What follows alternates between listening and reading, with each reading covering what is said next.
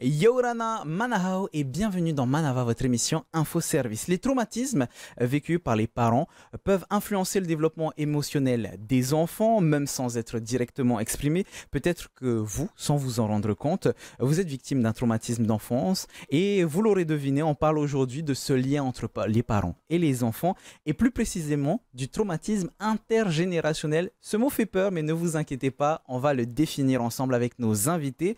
Nathalie Colin-Fagotin, psychologue de la famille Yorana. Yorana. Tilda Marouhi, qui est assistante sociale de la PJJ, la protection judiciaire de la jeunesse. Yorana. Yorana. TVRI Frébo, mère de 3 enfants. Yorana. Et enfin, Guillaume Guy, qui est metteur en scène pour la compagnie du Caméléon, mais aujourd'hui, tu nous parleras en tant que comédien pour la pièce de théâtre Keshi. Yorana. On va commencer déjà, comme je vous le disais, par cette définition. Qu'est-ce qu'un traumatisme intergénérationnel? Donc je me tourne vers toi, Nathalie, pour avoir une définition qui peut être comprise de tous et de toutes.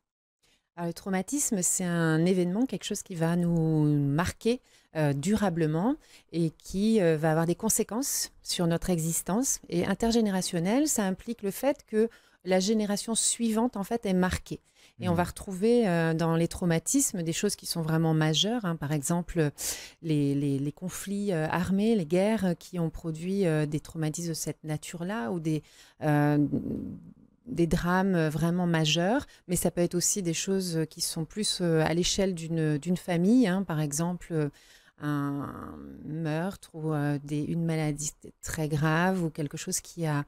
une agression qui a été vécue et qui a été très, très violente et qui n'a pas été parlée parce qu'en fait, dans le traumatisme intergénérationnel, il y a quelque chose de l'ordre d'un traumatisme qui n'a pas été réglé et qui, du coup, de fait, va se transmettre à la génération suivante, comme s'il fallait que, de toute façon, en termes de traumatisme, il y ait quelque chose qui soit, à un moment donné, coupé, guéri ou libéré. Donc, par exemple, si on parle de violence, j'ai vécu des violences de par mes parents, je vais le reproduire et etc., de génération en génération. C'est un peu ça le principe? Alors ça peut être ça, effectivement. On sait combien il y a une répétition et donc une transmission dans les générations. Et on peut parler bien sûr des maltraitances, qu'elles soient physiques, qui du coup sont reproduites comme une sorte de schéma modèle qui sert de repère aux parents de la génération d'après, qui ont connu, qui ont été eux-mêmes maltraités, qui se retrouvent à être des parents eux-mêmes maltraitants avec leurs enfants, en imaginant que finalement tout est normal. On va retrouver aussi, dans un exemple majeur et qui est très répandu, c'est tout ce qui concerne les abus sexuels, par exemple les contextes de famille qu'on dit incestueuses ou incestuelles et qui vont de fait créer une espèce de climat qui va, si l'inceste et l'abus sexuel n'est pas révélé, va probablement se répéter à la génération qui suit d'une manière ou d'une autre. Et en ce sens-là, effectivement, il y a une transmission d'une génération à l'autre et parfois même sur plusieurs générations. Et justement, Tilda, dans ton travail à la protection judiciaire de la jeunesse, c'est ce genre de cas que tu peux trouver au quotidien? Alors moi, je précise effectivement que chaque situation est particulière, donc chaque situation que nous étudions, donc chaque mineur connu pour avoir commis un acte de délinquance arrive à la PJJ. Et effectivement, pour certains cas, lorsqu'on travaille l'histoire familiale, l'histoire même, alors quand je retrace un petit peu les génogrammes et que je remonte aux grands-parents, aux arrière-grands-parents, il y a effectivement alors, soit des secrets de famille qui sont ciblés à certains moments, ou soit effectivement de la reproduction que les jeunes et même les parents ne se rendent pas compte parce que ils sont, on va dire, habitués de vivre ainsi. Et l'acte de délinquance que pose un mineur va venir les poser eux aussi dans un service avec différents professionnels qui vont leur permettre d'aborder tous les sujets de leur vie. Parce qu'on étudie effectivement l'histoire de vie du papa, l'histoire de vie de la maman, l'éducation, comment est-ce ils se sont connus tous les deux aussi, dans quel environnement ils ont grandi. C'est important à prendre en compte en fait. Bien sûr. Je vais jusqu'à visiter aussi donc, à domicile pour m'imprégner un petit peu du quartier et voir dans quel contexte est-ce qu'il grandit. Parce que les personnes du quartier, soit sont des cousins, soit ce seront des amis avec qui il va grandir. Donc le fait de connaître tous ces éléments-là vont nous permettre d'apporter beaucoup d'éléments pour la prise de décision au niveau judiciaire. Donc il y a un cycle finalement dans ces traumatismes intergénérationnels et tu nous parlais de secrets de famille et ça tombe bien, Guillaume, de ton côté. Donc tu es comédien pour la pièce de théâtre Keshi qui aura lieu très bientôt. Justement, est-ce que tu peux nous parler de Keshi? Rappelle-nous de quoi ça parle s'il te plaît.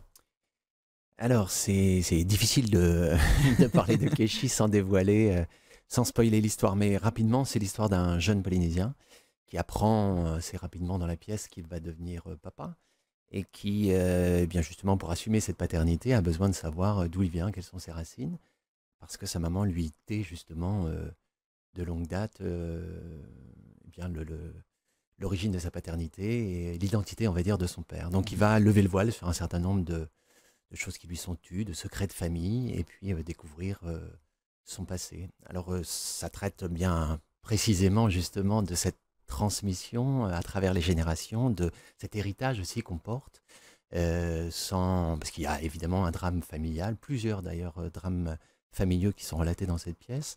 Donc c'est comment ça affecte la cellule familiale, comment certains se retrouvent à porter, encore une fois, un héritage qui ne leur appartient pas, parce que les choses ont été, c'est ce que tu disais tout à l'heure, les choses ont été tues. À partir du moment où ça n'a pas été verbalisé, ça veut dire que le traumatisme en fait est toujours là. Même le parent lui-même en fait n'est pas guéri de ce traumatisme. Et donc, voilà, les choses se transmettent. Ce qui est intéressant dans ce que tu nous proposes, c'est ce terme de traumatisme. Je ne t'oublie pas, TVRI, on vient vers toi juste après. Mais Nathalie, est-ce qu'il y a différents degrés de traumatisme? On parle de traumatisme intergénérationnel, transgénérationnel. Il y a trauma et trauma. Est-ce que tu peux nous parler de toutes ces différences finalement? Alors aujourd'hui, en fait, il y a effectivement plusieurs degrés de gravité suivant ce qui nous est arrivé. On peut pas vraiment. Il y a un curseur en termes d'intensité. Il y a une notion qui est apparue qui permet peut-être de comprendre un peu mieux tous les traumatismes qui sont pas forcément majeurs, c'est-à-dire qui sont pas forcément extrêmement gravissimes quand on les isole, mais qu'on appelle le trauma complexe et qui, on le sait aujourd'hui, on peut être par exemple touché par plusieurs traumatismes qui sont peut-être moyens, voire mineurs, mais leur répétition dans le temps va créer également on va dire un terrain traumatique et un stress post-traumatique qui peut effectivement aussi être impactant. Donc oui, il y a plusieurs choses à mesurer. C'est pas parce qu'on n'a pas vécu la guerre ou qu'on n'a pas vécu des événements, des attentats, des choses extrêmement graves, qu'on ne peut pas être touché par le traumatisme. Et c'est aussi toute la nécessité de réexpliquer ce que c'est que le traumatisme. Et justement, vis-à-vis de ce cycle que l'on explique depuis tout à l'heure, qu'il faut briser TVRI, toi, tu as fait le choix de briser ce cycle. Lors de la première émission, tu as reconnu avoir reproduit pendant un moment des schémas de violence héritée de ton éducation jusqu'au jour où tu t'es rendu compte que ce n'était pas la bonne manière d'éduquer. Est-ce que tu peux nous en parler? Oui, alors lorsque j'ai pris conscience vraiment que ce que je faisais, c'était pas bon, je me disais mais comment est-ce que je peux faire? Donc j'ai commencé à faire des recherches sur la non-violence éducative et sur la non-violence en général. Comment est-ce que moi je peux m'exprimer auprès des autres pour pour éviter d'être violente un maximum. Et c'est en faisant des recherches, en se remettant en question sans arrêt, mais même aujourd'hui, même avec toutes les formations que j'ai fait, même avec tout le chemin que j'ai fait, je peux pas dire que je suis jamais violente. Non, c'est pas vrai. Mais c'est important de se remettre en question et après d'aller chercher les ressources qui sont autour de nous pour justement avancer, parce que seul on le peut pas. Ça, c'est pour ça qu'il y a les services sociaux, qu'il y a des psychologues, qu'il y a des formations, qu'il y a des livres, qu'il y a des vidéos. Maintenant, beaucoup de vidéos qui aident. Moi, je me nourris beaucoup de vidéos, justement. Et c'est ce chemin, je pense, qui est très important aujourd'hui. Et une transition parfaite, puisqu'on parle d'exemplarité avec Thomas Dosenbourg, notre spécialiste, notre psychothérapeute et formateur en relations humaines, qui vous en parle tout de suite. Oui, nous encodons malheureusement une façon de faire et c'est pour ça que c'est si précieux d'être vigilant au modèle que nous donnons comme parents, comme éducateurs. Est-ce que je donne un modèle inspirant et qui donne sens et envie de grandir et de devenir adulte, ou est-ce que je donne un modèle qui fait plutôt fuir les enfants, qui se disent bah, j'ai pas du tout envie d'être comme ça, moi je reste un enfant ou un adolescent à perpétuité et je fais pas de choix et je me cantonne dans une non-décision. Et donc j'aime rappeler la formule de Gandhi qui nous disait l'exemplarité n'est pas une façon d'éduquer, C'est la seule façon d'éduquer, c'est l'exemplarité, de montrer que l'on est des êtres cohérents, ouverts, attentifs, bienveillants, souhaitant le bien commun. C'est ça le modèle dont nous avons besoin. Combien d'enfants souffrent de ce que les parents n'ont pas balayé devant leur porte et reproduisent des souffrances, des traumatismes parfois, même des abus qu'ils ont eux-mêmes subis. Mon Dieu, qu'est-ce que j'aimerais que la connaissance de soi fasse partie de l'enseignement depuis la maternelle et que tout adulte qui se dit j'ai envie d'avoir des enfants ait été nettoyé ses bobos ou parfois ses grosses blessures, parfois même ses traumatismes. C'est un enjeu de santé publique. Ça, ce n'est plus du développement dit personnel, c'est du développement social durable qui passe par une capacité à prendre conscience de ce qu'on a vécu. Du développement social durable. Je voyais que tu réagissais beaucoup, Tilda. Ça avait l'air de te toucher. Oh, oui, effectivement. Alors, c'est pour rebondir un petit peu au niveau de la remise en question, mais le mot exemplarité, j'avais effectivement ce matin en tête des situations où des jeunes ont été obligés d'être placés dans des familles d'accueil. Alors, ça peut être violent pour certains, ça peut être questionnant pour d'autres. Mais effectivement, le fait de les déplacer dans une autre famille pour voir comment ça fonctionne autrement avec la position d'un papa, la position d'une maman et le fait de grandir dans une famille normale, entre guillemets, quand on a vécu pendant 14 ans dans la violence. Alors, violence intrafamiliale, violence conjugale aussi, violence parce que dans le quartier, c'était compliqué aussi la vie. Et effectivement, le fait d'avoir des exemples d'adultes qui vont nous permettre et qui vont permettre aux jeunes de tester autre chose dans une autre famille, c'est exactement, totalement.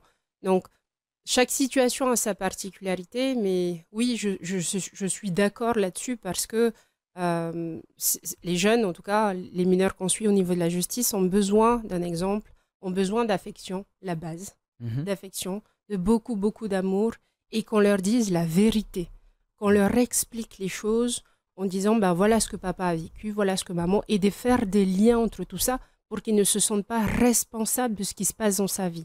L'acte de délinquance va venir dévoiler un petit peu quelque chose qui ne va pas bien, et pour beaucoup, ils sont le symptôme de tout ce qui ne va pas bien sur le plan familial.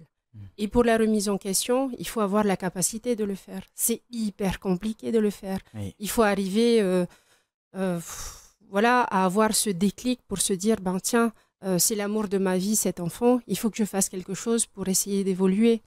Merci pour ce mot, le déclic. TVRI, je reviens vers toi, puisque toi, tu as eu un déclic. Mais généralement, ça passe par quoi? L'âge, l'expérience, un événement qui fait qu'on se dit, c'est peut-être pas la bonne manière de faire les choses? Je pense que c'est différent pour tout le monde. Moi, notamment, le déclic, c'est que j'étais allée vraiment trop loin aussi. Moi, avec... c'était pas... Pardon. C'est difficile. C'était pas mon enfant, c'était ma nièce. Et je suis allée vraiment loin avec elle. Et je me suis dit après ça, mais mince, non. Je peux pas. Et puis même après, moi-même, avec mes propres enfants, pareil, je suis allée loin aussi. Et personne se réveille un matin en se disant, je vais gueuler sur mon gamin, quoi. On se réveille tous en se disant, ouais, c'est génial, aujourd'hui, ça va être bien. Et après, ça part en live et on se dit, mais qu'est-ce qui s'est passé, bon sang, qu'est-ce qui s'est passé? Et c'est après coup, après ça, que moi, en tout cas, je me suis dit, ok, là, il faut que je fasse quelque chose. Et que j'ai commencé à faire des recherches. Et c'est en faisant ces recherches que j'ai pu avancer. Aujourd'hui, on a Internet. On a plusieurs services qui sont disponibles pour nous pour ça. Et je pense que c'est important de s'en servir. Parce que si on reste dans notre coin, on n'y arrivera pas. De dire qu'on n'est pas accompagné ou qu'on ne sait pas, ça serait faire preuve de mauvaise foi avec tout ce qu'il y a autour de nous pour nous aider? Non, c'est pas faire preuve de mauvaise foi. Non, c'est très, comme tu disais, c'est très difficile de se remettre en question. Oser dire... parce que quand on devient parent, déjà avant d'être parent, on est tous des parents parfaits. On va tous dire, ouais, moi, mon enfant, ce sera comme ça, comme ça, comme ça. On se le met pas en question. On se remet pas en question. On est tous des parents parfaits avant d'avoir des enfants. Mais une fois qu'on a nos enfants, on se retrouve à faire des choses qu'on voulait pas, parce que personne veut être violent avec son enfant. Et quand on l'est, accepter qu'on a été violent, waouh, c'est super dur. Mais là, on descend. Moi, je descendais 6 pieds sous terre à chaque fois que je me disais que j'avais fait quelque chose de mal. Et oser ensuite faire des recherches. Moi, je les faisais seule, les recherches. J'en parlais à personne autour de moi. La fierté, voilà. Les personnes que j'ai pu contacter, c'était des personnes qui n'étaient pas du tout de mon entourage. Et ça aussi, c'est difficile après. Parce qu'en parler à son entourage, alors il y a aussi là, après, l'entourage se remet en question. Ils se sont jugés. Mais est-ce qu'eux sont prêts à se remettre en question? oui, non. Et là, du coup, être seul dans un entourage qui ne se remet pas en question, là encore, c'est... On revient sur l'exemplarité finalement. Une famille où il y a finalement le bon exemple, ça permet de bien évoluer, donc être dans ce genre de Oui, milieu. en fait, ce que je veux dire, c'est que quand tu vis avec ton frère, ta sœur, tes parents, nanana, et que tu commences à dire mais écoutez, ce qu'on fait depuis des années, en fait, c'est pas bon. Là, tout le monde te regarde en disant mais ça va ou quoi? On a toujours fait comme ça. C'est pas toi qui vas venir nous dire comment il faut faire. Nathalie, j'ai l'impression que dans les propos de TVRI, c'est intéressant. J'ai l'impression que, je suis un peu extrême, qu'il y a deux manières de faire. Soit on reproduit ce cycle sans s'en rendre compte, soit on le brise et il y a ce déclic et on essaye de changer. Ben oui, dans le premier, en fait, quand on répète, en général, il y a de l'inconscience, c'est-à-dire l'ignorance, mais du déni, comme on dit dans notre jargon, et quelque chose qui va vraiment être un empêchement à voir la vérité, justement, à la réalité. Et on est câblé, entre guillemets, pour surtout se protéger de toute la souffrance, en fait, qu'on a engrangée, dont on a hérité ou qui a été le fruit de notre expérience. Et donc, du coup, on a tout un tas de mécanismes de défense qui vont nous éviter ces moments difficiles. Et prendre conscience et faire la vérité, ça, c'est un moment difficile. C'est pas facile. Donc, ceux qui le font, effectivement, ils ont franchi quelque chose qui est de la prise de conscience. Ils ont franchi un cap qui leur permet d'aller lever les non-dits, parce que dans ce que j'entends aussi, il y a quelque chose autour dans beaucoup de familles, il y a des non-dits, il y a les secrets, il y a les choses qu'on tait, on va minimiser, on va nier, mais pas du tout, je me souviens pas du tout avoir fait ça, alors que peut-être l'enfant en a un souvenir très très précis. Enfin, c'est compliqué. Ensuite, de faire tout le chemin, effectivement, d'accès à la vérité, à sa vérité, pour se libérer des conséquences, tout simplement, de ces souffrances, de ces traumatismes qui nous ont touchés. Je reviens sur ce que tu disais, briser ce silence, cette forme de tabou, c'est un petit peu le but de Keshi, Guillaume? Oui, effectivement, oui, c'est bien libérer la parole.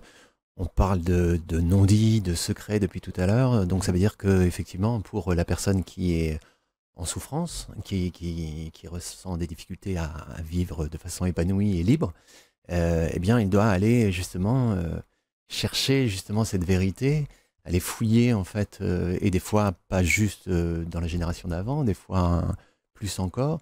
C'est vraiment des choses, ce sont des héritages en fait silencieux, pardon. Donc c'est là toute la difficulté. Et c'est vrai que la pièce Keshi, eh bien, permet effectivement après, parce qu'il y a toujours des débats en fait avec le public, avec les jeunes quand on est en représentation scolaire et puis avec le tout public également, encadré justement de professionnels qui peuvent accueillir la parole si nécessaire, quand il y a des dévoilements de toutes sortes. Et l'idée, voilà, c'est effectivement à un moment donné de briser les silences, de venir aussi en famille, donc de pouvoir à un moment donné eh bien, remettre en question un fonctionnement familial ou pouvoir témoigner d'une souffrance dont on n'a pas parlé justement avec ses enfants, avec son conjoint, avec ses parents, etc. Et pour être dans la justesse, vous vous êtes basé sur plusieurs témoignages. Vous avez justement travaillé en collaboration avec la PJJ. Est-ce que tu peux nous en parler aussi, pareil, de ces représentations que vous avez pu faire en prison pour avoir les retours de certaines personnes concernées?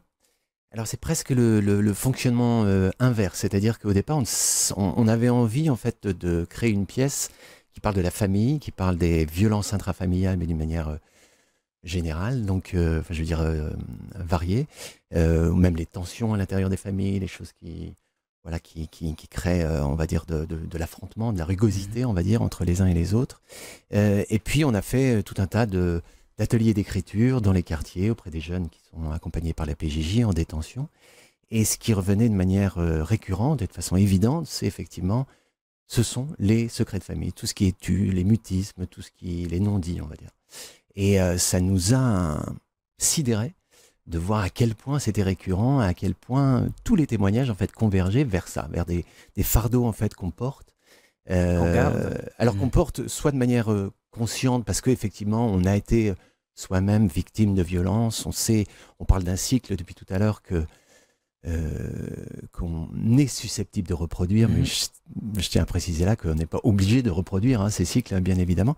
Mais alors soit on est en conscience, soit on l'est pas du tout. Encore une fois, on porte quelque chose qui ne nous appartient pas, dont on a aucune connaissance, ou en tout cas, tu me reprendras si je me trompe, peut-être c'est imprimé en nous, forcément. Il y a quelque chose en fait qui est justement dans l'inconscient, quelque chose que l'on porte, mais sans qu'on sache mettre des mots. Donc il y a vraiment une vraie recherche à faire.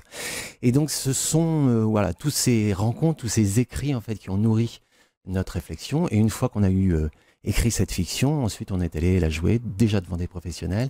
Et puis comme tu disais tout à l'heure, en détention, dans les quartiers, voilà, pour pouvoir encore une fois nourrir cette parole, échanger et puis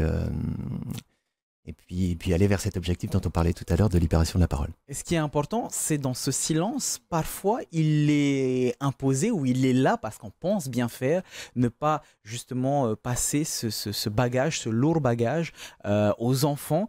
Et c'est parfois parce qu'on pense être bienveillant qu'on fait des erreurs. Je te frappe parce que tu le mérites, c'est pour ton bien. Ce sont des choses, par exemple, qu'on peut entendre dans des témoignages.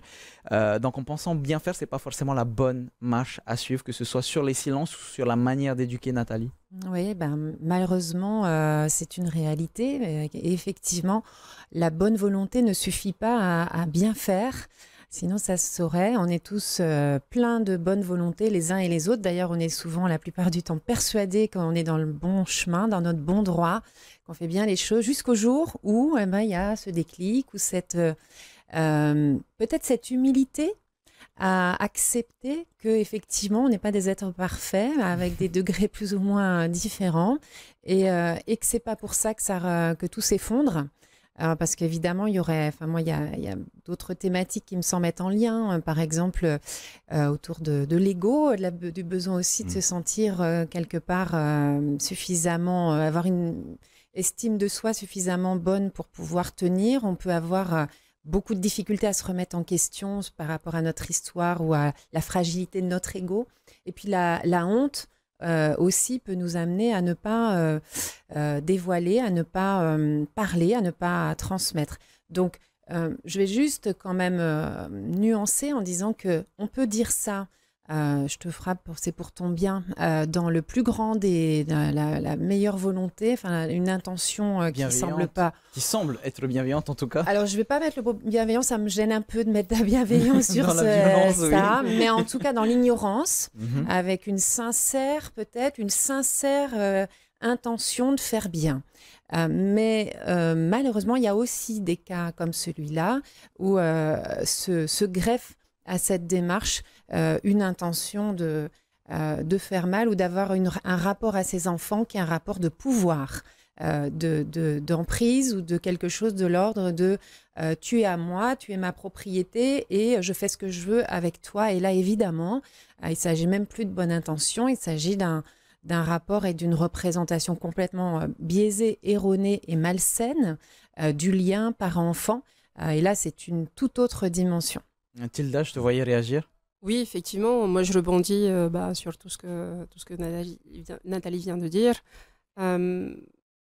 Et préciser aussi, alors au niveau des situations, moi dans les familles polynésiennes, parce que je suis amenée à faire des mesures d'investigation éducative pour rechercher toutes les informations qui pourraient intéresser le mineur, sa famille autour de l'acte de délinquance. Et je me rends compte que après avoir fait toute la Polynésie, donc ça fait 17 ans que je suis dans ce service-là, je me rends compte qu'on est encore sur des représentations. Mes parents m'ont tapé, ça a fonctionné pour moi. Mes grands-parents ont tapé, et je vois pas pourquoi ça fonctionnerait pas. Et c'est comme ça que ça fonctionne ici.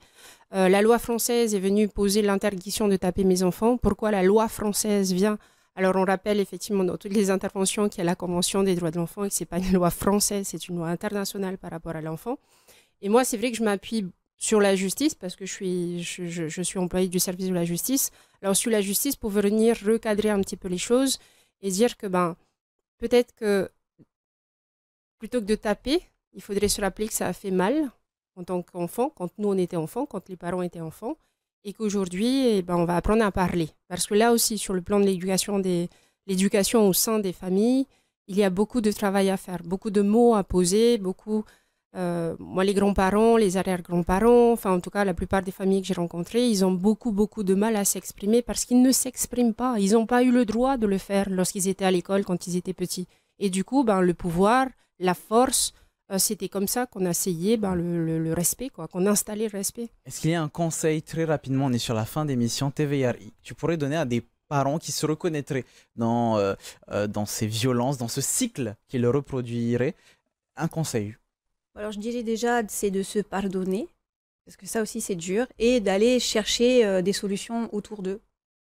Tout simplement. C'est vrai qu'il y a plusieurs choses qui sont à votre disposition. Vous pouvez vous rapprocher des différents services, des thérapies aussi qui sont à votre disposition. Et puis, si vous avez envie de découvrir la pièce de théâtre Keshi, dont Guillaume est le représentant aujourd'hui, elle est justement au Petit Théâtre de la Maison de la Culture le 15 et le 16 mai, c'est bien ça. Donc, dans 2 jours, demain et après-demain. Oui, c'est ça, absolument. Mais je crois que c'est le 16 et 17, non? 16 et 17, Il me semble exactement. C'est moi qui me suis trompé. La semaine prochaine. 16 et 17 mai, donc au Petit Théâtre de la Maison de la Culture. Merci beaucoup à toutes et à tous d'être venus sur le plateau de Manava.